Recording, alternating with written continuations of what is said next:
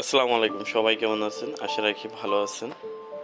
আমাদের দোকান নবপুর এবং আমরা অনলাইনে মাল দিয়ে থাকি।